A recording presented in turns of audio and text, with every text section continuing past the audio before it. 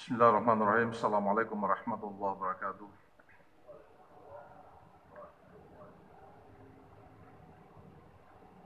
Alhamdulillah nahmaduhu wa nasta'inuhu wa nastaghfiruh. Wa na'udzu billahi min syurri anfusina min sayyiati a'malina. May yahdihillahu fala mudilla lahu wa may yudlilhu fala hadiya lahu.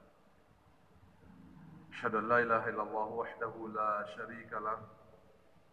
Wa asyhadu anna sayyidana wa nabiyyana Muhammadan abduhu wa rasuluh. Allahumma salli wa sallim wa barik ala hadzal nabiyil karim wa ala alihi wa sahbihi ajma'in, amma ba'd.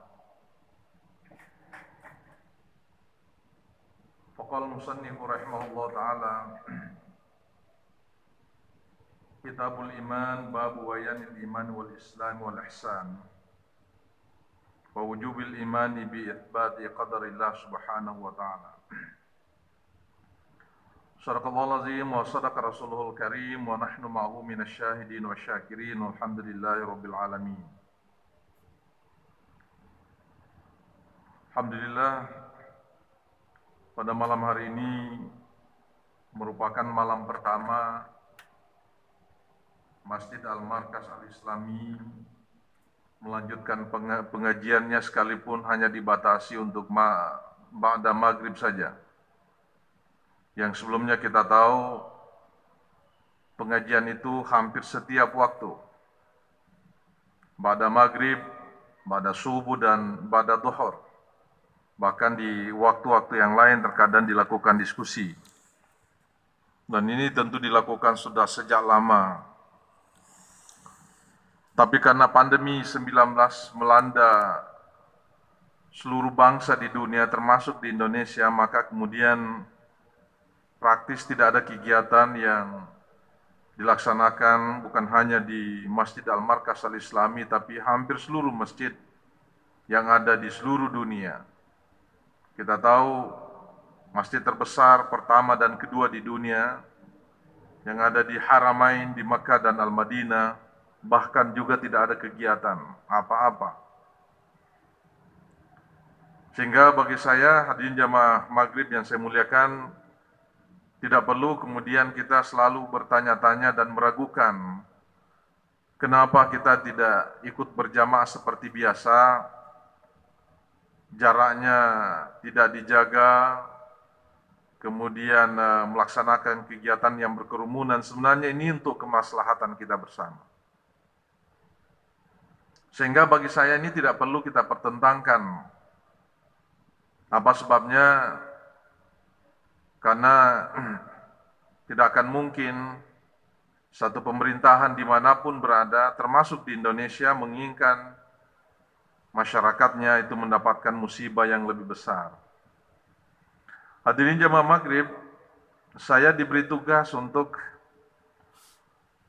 memberikan pengajian dengan materi hadis. Saya berpasangan dengan Profesor Arifuddin Ahmad yang sedianya atau yang semestinya beliau bertugas pada malam hari ini. Tapi karena beliau berada di luar kota, maka tentu yang menggantikan adalah pasangannya. Kebetulan saya berpasangan dengan beliau.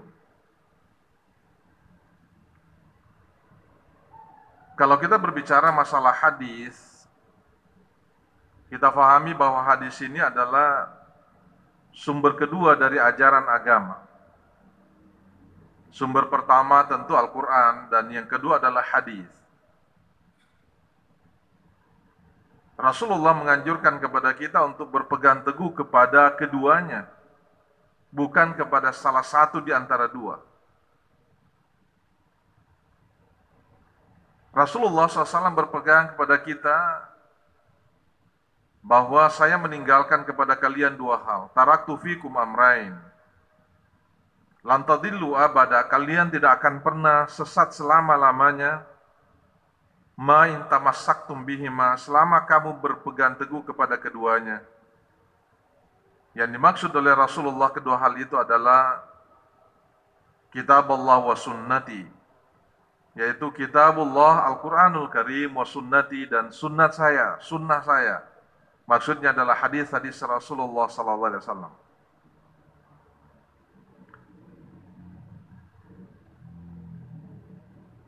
kumpulan hadis begitu banyak ditulis oleh para ulama kita. Tetapi ada 9 kitab hadis yang menjadi kitab standar dalam pandangan para ulama hadis. Yang pertama dia disebut dengan kitab Sihah. Jadi ada 9 kitab itu hadirin jamaah maghrib. Yang pertama disebut dengan kitab Sihah. Kitab-kitab yang isinya berisi hadis-hadis sahih. Kita paham bahwa dasar hukum satu agama itu seyogianya diambil dari ayat-ayat Al-Quran dan ataupun hadis-hadis sahih. Paling tidak itu adalah turun sedikit dari hadis hasan. Sementara hadis dhaif itu oleh pandangan ulama tidak bisa menjadikan sebagai dasar hukum. Itulah sebabnya di jamaah maghrib, kenapa saya menjadikan rujukan saya memberikan pengajian, karena ini nanti akan berlanjut saya kira. Saya ingin mengantarkan kepada kita sebuah kitab Sihah. Ada yang mengatakannya ini adalah urutan kedua sesudah Sahih Bukhari. Karena kita paham para ulama hampir sepakat bahwa kumpulan kitab hadis terbaik itu adalah karya Al-Imam Al-Bukhari yang biasa dikenal dengan kitab Sahihul Bukhari. Ini salah satu dari kitab As-Sihah. Yang kedua itu adalah Sahih Muslim. Ya, inilah yang kita akan gunakan. Kebetulan kitab Sahih Muslim ini itu disyarah oleh seorang ulama besar. Salah satu di antaranya itu adalah Al-Imam An-Nawawi. Jadi sama halnya dengan Al-Quran itu ada penjelasannya, ada tafsirnya. Sehingga kalau kita menyebut tafsir Al-Quran, sebenarnya itu bukan Al-Quran, tetapi penafsiran Al-Quran, penafsiran ayat-ayat Al-Quran. Yang namanya penafsiran, pemahaman bisa jadi ulama berbeda. Hadis juga begitu, hadis juga ada syarahnya, ada penafsirannya, namanya syarah hadis.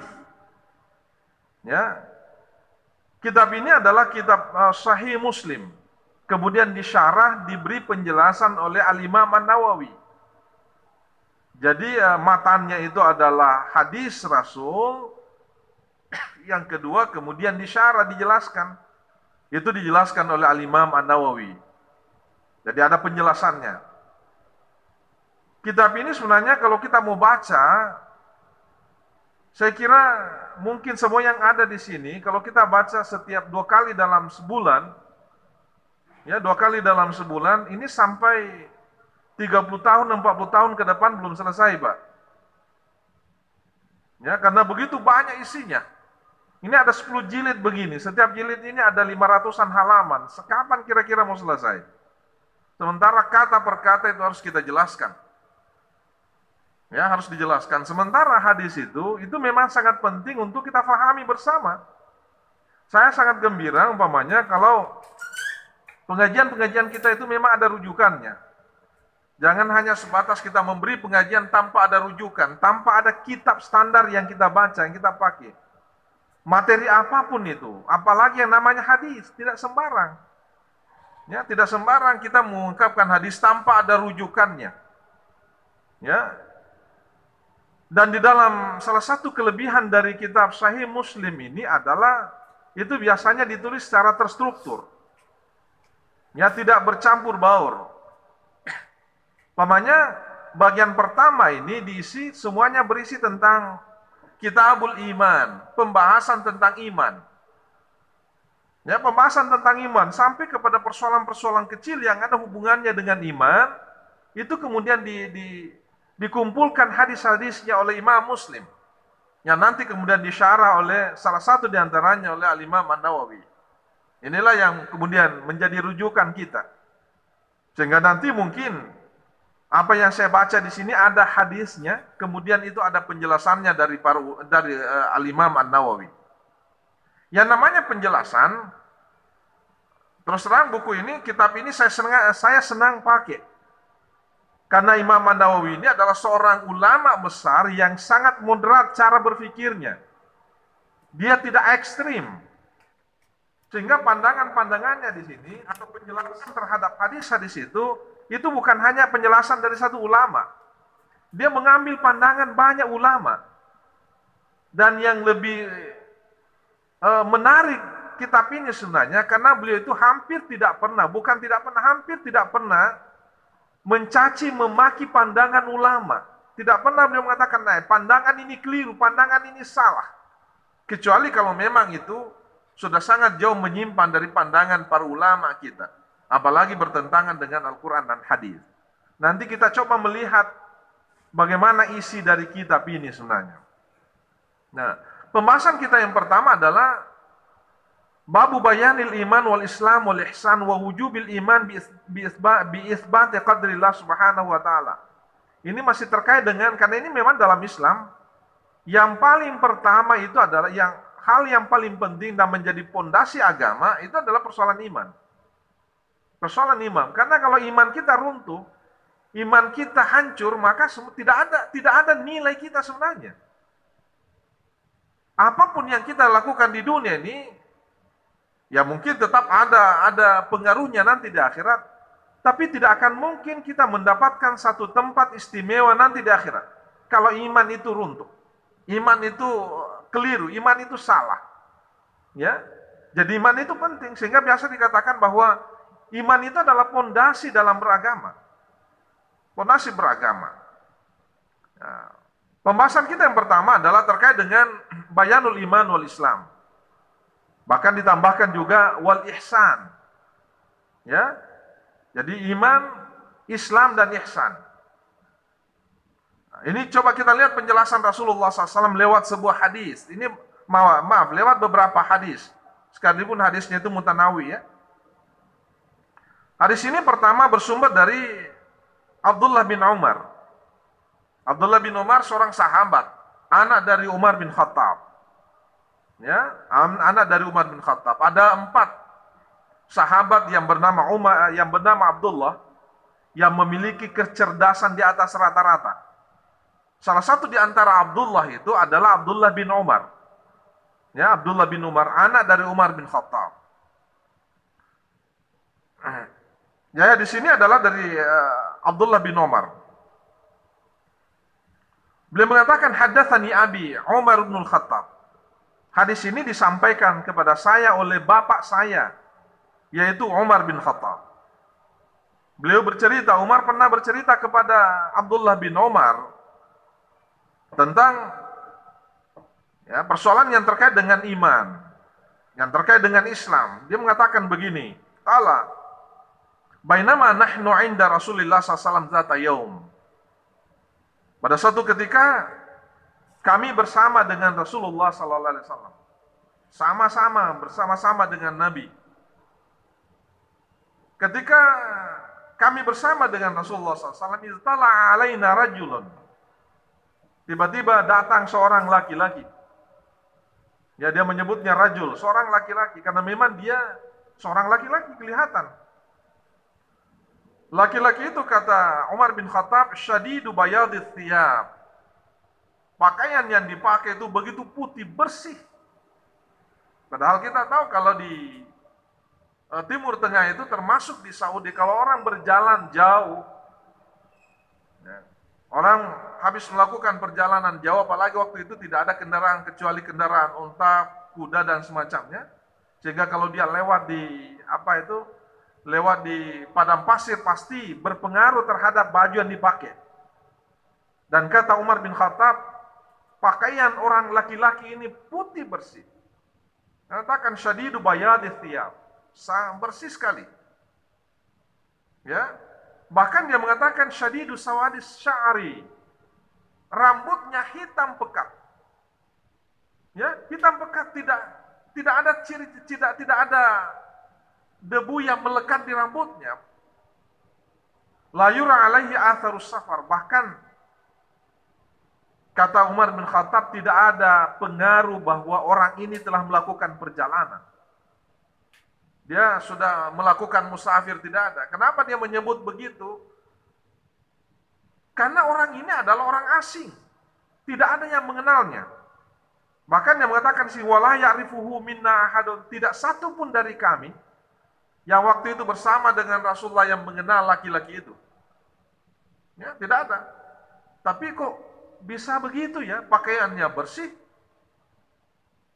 kemudian rambutnya yang hitam begitu hitam, tidak ada tanda-tanda pengaruh perjalanan jauhnya. Dan yang lebih mengherankan lagi, hatta jalasa ila Nabi SAW, fasnada rukbatayhi ila rukbatayhi wa wada'a kaffayhi ala fakhizai. Orang ini tidak ada yang kenal. Tapi ketika dia masuk di sisi Rasulullah SAW, dia langsung duduk di samping Rasulullah SAW. Ya, di samping Rasulullah, kemudian pahanya itu dia letakkan di atas paha Nabi.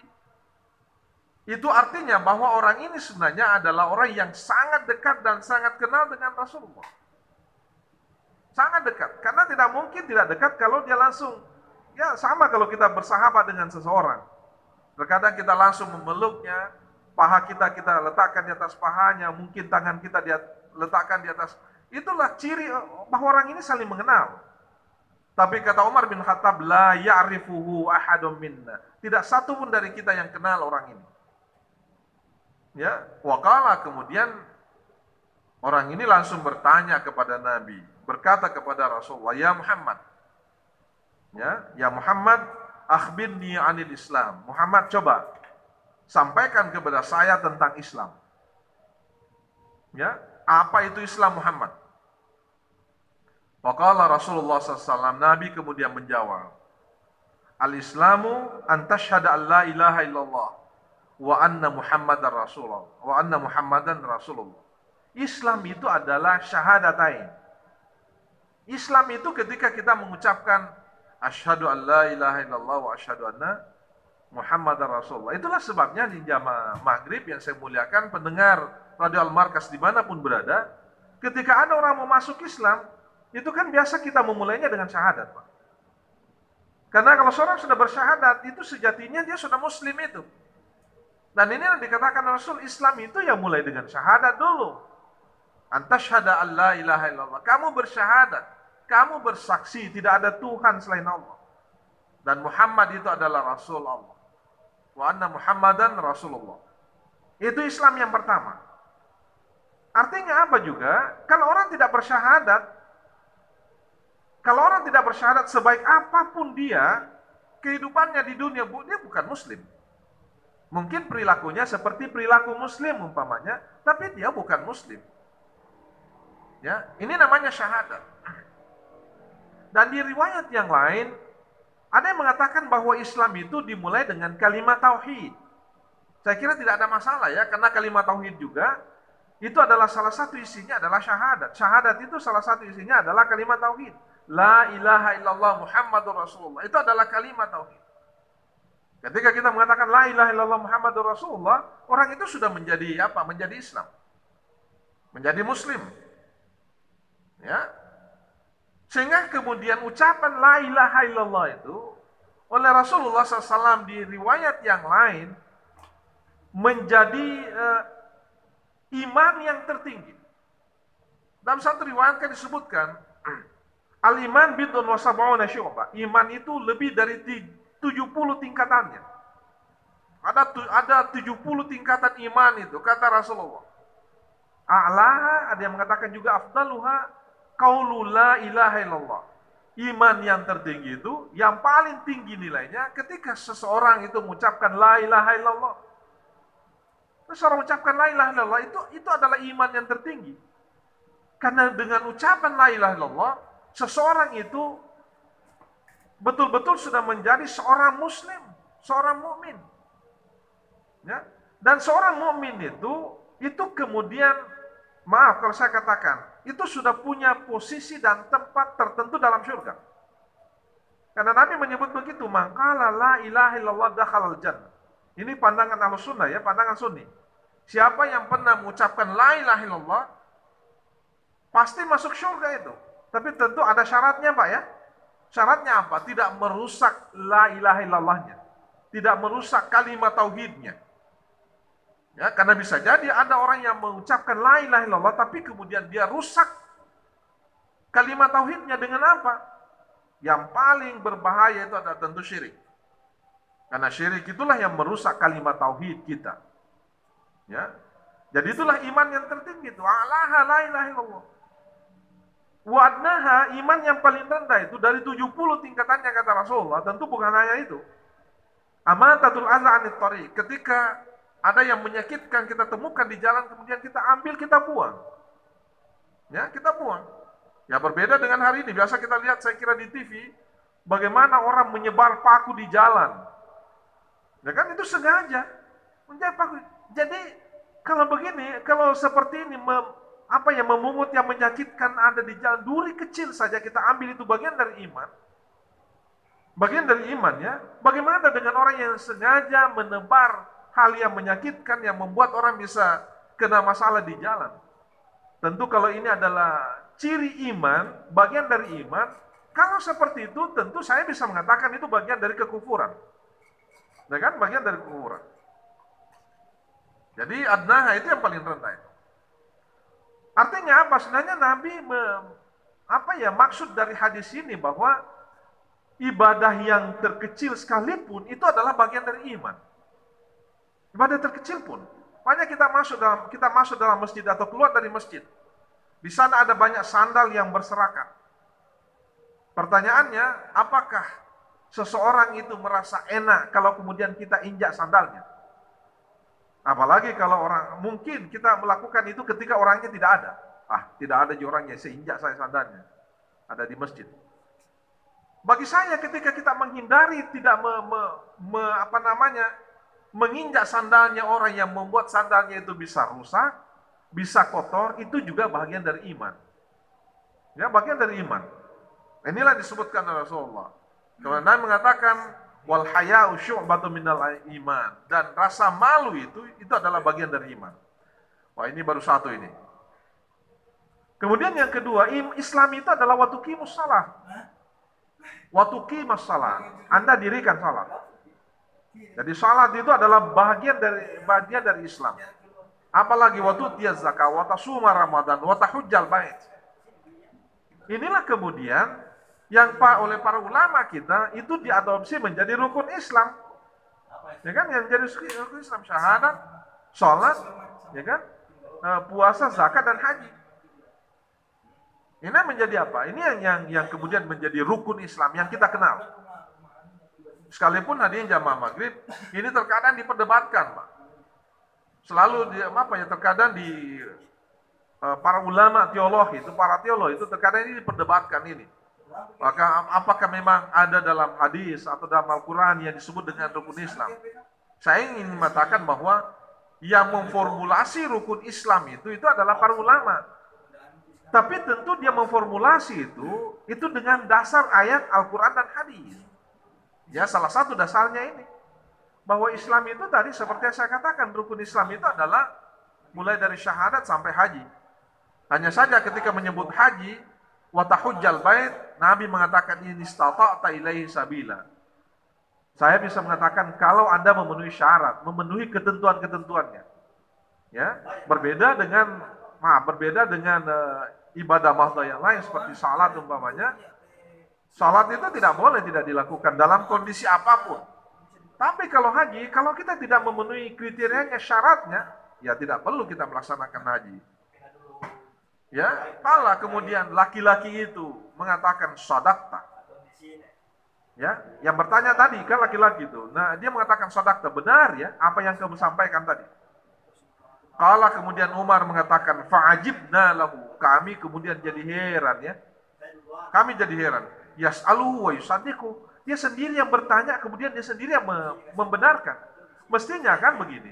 Mestinya kalau ada orang yang bertanya, kemudian dijawab, kemudian ada yang menjawabnya, mestinya mungkin dia protes, masa seperti itu, Islam seperti itu. Ya, kan bisa seperti itu, Pak. Bisa seperti itu. Tapi kemudian mengatakan, ya benar apa yang kamu katakan, ya sadaqta. Nah, kemudian qala fa'akhbirni anil iman. Selesai dia bertanya tentang Islam, dia bertanya lagi tentang iman. Muhammad fa'akhbirni anil iman. Sampaikan kepada saya apa itu iman. Kala Nabi bertanya, Nabi menjawab, antumina billahi wa malaikatihi wa kutubihi wa rusulihi wal yaumil akhir wa tu'mina bil qadari khairihi wa syarri. Yaitu ada nambah. Inilah yang kemudian kita sebut sebagai rukun iman. Ya, beriman kepada Allah, antumina billah, kamu beriman kepada Allah, beriman kepada malaikatnya, beriman kepada kitab-kitab sucinya, wa kutubihi, tidak dikatakan wa kitabihi, ya, wa kutub. Jadi Islam itu, seorang muslim itu harus percaya kepada malaikat. Orang yang tidak percaya pada malaikat itu bukan muslim namanya. Ya, tentu malaikat yang kita wajib percaya dalam pandangan para ulama kita adalah malaikat yang, kalau dalam buku-buku teologi yang biasa kita baca, saya kira buku-buku akidah ya, ada 10 malaikat yang wajib kita percaya. Yang itu memang semuanya disebutkan dalam Al-Quran. Tugasnya masing-masing seperti apa, itu ada penjelasannya dalam hadis Rasul. Ya, nah, ini yang disebut dengan apa? Ini yang disebut dengan rukun iman. Pertama, percaya kepada Allah. Sehingga kalau ada yang tidak percaya kepada Allah itu sudah jelas bukan mukmin. Percaya kepada para malaikat. Dan yang ketiga, percaya kepada kutub. Kutub bukan kitab, kutub. Apa yang disebut dengan kutub? Bukan hanya 1-2 kitab, tapi seluruh kitab yang pernah diturunkan oleh Allah. Ya, dan itu juga disebutkan dalam Al-Quran. Jadi seorang muslim itu bukan hanya percaya kepada Al-Quran, wajib juga hukumnya percaya kepada Al-Kutub Al-Munazzalah, kitab suci yang telah diturunkan oleh Allah Subhanahu wa taala. Apa yang ada, yang kita tahu itu ada Taurat, ada Injil, ada Zabur. Wajib hukumnya kita percaya itu. Ya. Mungkin ada yang bertanya, gimana dengan kitab suci mereka hari ini? Oh itu, maaf, ini kita bicara internal Islam ya. Dalam Islam itu ya, yang namanya kitab Taurat, Injil, dan Zabur, tentu kitab Taurat dan Injil dan Zabur yang yang asli. Itu yang wajib kita percaya. Ya, sehingga kalau ada saya hanya percaya Al-Quran saya tidak percaya, oh tidak boleh. Kenapa? Karena apa yang ada dalam kitab Taurat, kitab Zabur, kitab Injil, intinya sebenarnya semuanya juga ada dalam Al-Quran. Semuanya juga disebutkan. Itulah sebabnya kenapa kemudian ada tuduhan dari penganut agama sebelum Islam itu, baik Yahudi dan Nasrani, yang mengatakan bahwa kitab Al-Quran itu adalah mengadopsi kitab-kitab yang ada sebelumnya. Kalau istilah mengadopsi saya kira tidak benar juga. Ya, tidak benar istilah ini. Kenapa? Karena kalau mengadopsi berarti manusia yang melakukan. Sementara Al-Quran itu bukan manusia yang melakukan. Pertanyaannya, siapa yang menurunkan Zabur? Siapa yang menurunkan Taurat, Injil, dan Al-Quran? Jawabannya tentu Allah. Kalau Allah sendiri yang melakukan itu, yang menurunkan Zabur, Taurat, dan Injil, menurunkan Al-Quran, kemudian ada sisi-sisi kesamaannya, dan pasti itu banyak, sekalipun bahasanya berbeda, maka itu tidak bisa disebut sebagai mengadopsi. Karena Allah sendiri yang menurunkan itu semua. Dan itu wajib hukumnya untuk kita percaya. Wa rusulih. Kita juga wajib hukumnya percaya kepada Rasul, bukan Rasul. Jadi percaya kepada Nabi dan Rasul yang telah, ya tentu yang wajib dipercaya seperti yang disebutkan dalam Al-Quran. Ya, ada sekian Nabi plus Rasul yang wajib dipercaya. Yang itu disebutkan namanya di dalam Al-Quran. Apalagi wal yaumil akhir. Tidak boleh, tidak harus kita percaya kepada hari akhirat. Kemudian wa tu'mina bil qadar khairihi wa syarri. Juga harus percaya kepada yang biasa kita sebut sebagai qada dan qadar. Jadi ada 6 itu, dan inilah yang kita kenal sebagai rukun iman. Ya, ini yang disebut dengan sebagai rukun iman yang kemudian tentu yang melakukan itu, yang memformulasi itu adalah para ulama kita. Karena di sini Nabi tidak mengatakan bahwa inilah rukun Islam, ini rukun iman. Apalagi jawaban laki-laki itu, qala sadaqta. Dia lagi mengatakan lagi-lagi, betul ya, apa yang kamu katakan tadi itu, sadaqta. Ya, dia kemudian bertanya lagi, qala fa akhbirni 'anil ihsan. Dia bertanya lagi, sudah tentang iman, sudah Islam, ihsan, iman. Dia bertanya lagi satu hal. Muhammad, sampaikan kepada saya apa itu ihsan. Apa itu ihsan? Ya. Nabi kemudian menjawab, "Alisan qala anta abudallah ka'annaka tarahu fa illam takun tarahu fa innahu yarak." Ihsan itu kamu beribadah kepada Allah, ka'annaka tarahu, sepertinya kamu melihat secara langsung Allah. Kita beribadah sepertinya kita melihat Allah.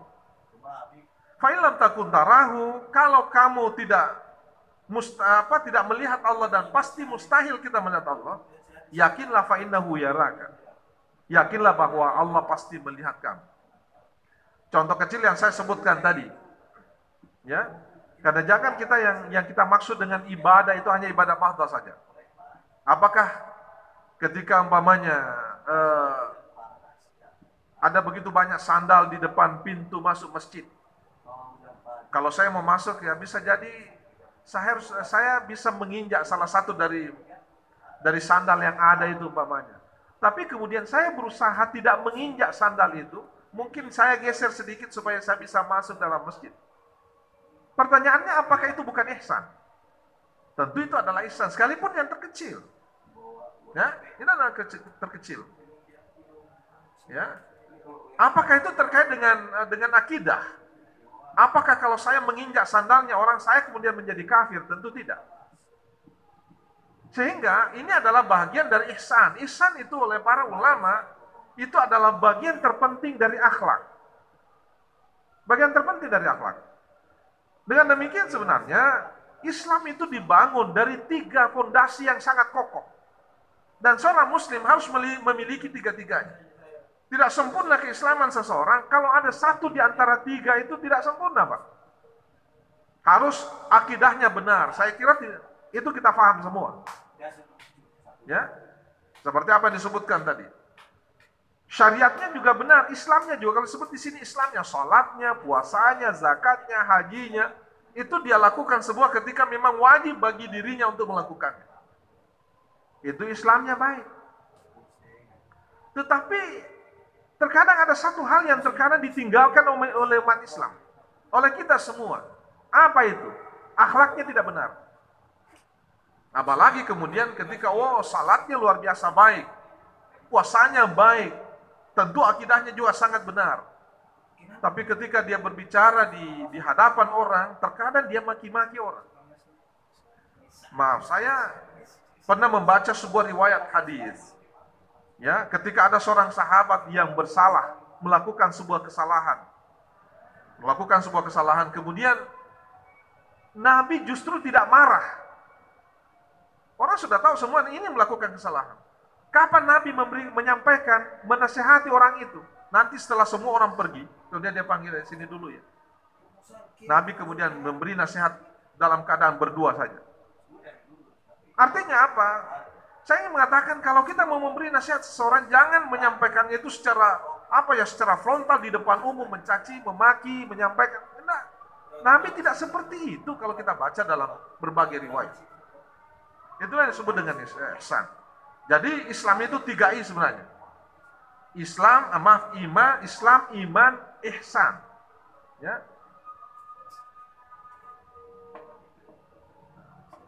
Kemudian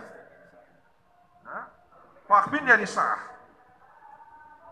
Sudah lagi itu kemudian dia bertanya lagi tentang as-sa'ah. As-sa'ah itu adalah hari akhirat. Muhammad sampaikan kepada saya kapan dunia itu kiamat. Mungkin bahasanya begitu. Apa kata Nabi? Tentu kalau bicara tentang hari akhirat itu terkait dengan iman kata dia. Nabi menjawab, mal mas'ulu anha bi'alama minas sa'il. Tidaklah orang yang ditanya itu lebih faham daripada orang yang bertanya. Artinya apa? Nabi sebenarnya faham siapa laki-laki ini. Ya, kalau kamu tidak tahu, lebih-lebih saya. Ya, artinya apa? Kapan dunia itu kiamat tidak ada yang tahu, Pak. Sehingga kalau ada yang mengatakan, dunia ini kiamat tahun sekian, jangan pernah percaya itu. Jangan pernah percaya karena tidak ada yang tahu kapan dunia itu kiamat kecuali Allah. Tapi kemudian dia mengatakan lagi, orang ini bertanya kembali, fa'akhbirni an amarat ya. Kalau begitu, sampaikan kepada saya tanda-tandanya saja. Tanda-tanda hari kiamat itu.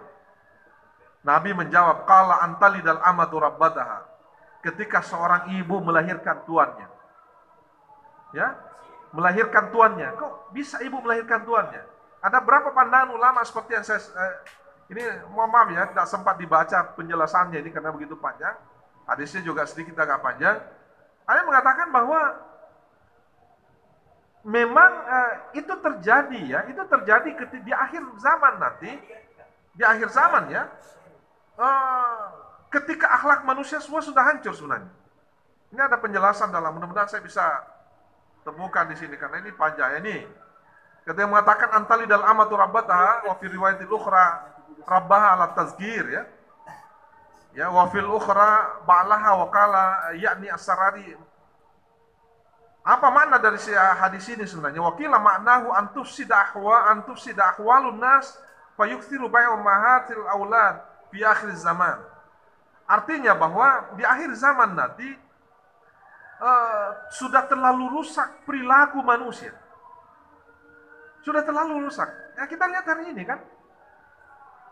Ada juga yang mengatakan bahwa yang dimaksud antalidal amatu rabbataha ketika anak-anak itu sudah tidak lagi mau mendengarkan nasihat ibunya.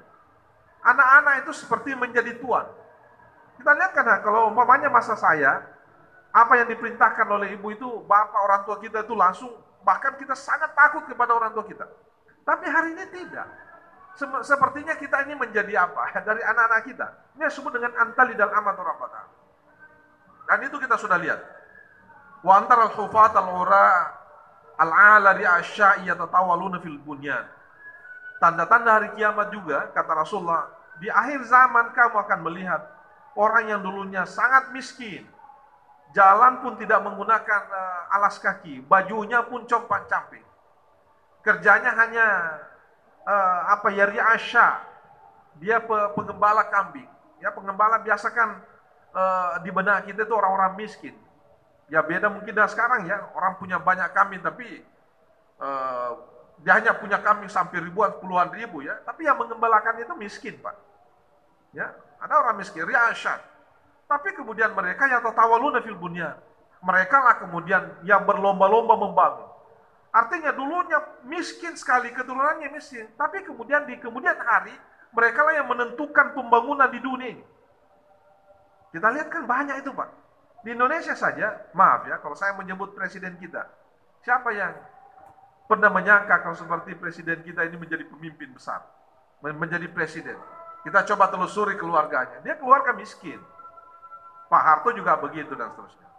Wah ini sudah lewat ini. Saya kira, terakhir saja saya katakan, itu ciri-cirinya. Ya tatawaluna fil bunyan. Kemudian summa intalaka. Laki-laki ini kemudian pergi. Ya, summa qala li, kemudian Nabi berkata kepada saya, ya Umar, wahai Umar, atadrina manisail, apakah kamu tahu siapa yang bertanya tadi itu? Qultu Allah wa rasuluhu alam. Saya menjawab bahwa yang tahu itu hanya Allah dan Rasulnya. Qala, kemudian dia bertanya, fa innahu Jibril, yang datang tadi itu adalah Jibril, atakum yu'allimukum dinakum. Dia datang kepada kalian untuk mengajarkan agama kalian. Saya kira itu yang bisa saya sampaikan. Nanti mungkin pada pertemuan berikutnya saya akan membacakan penjelasan-penjelasannya. Assalamualaikum warahmatullahi wabarakatuh.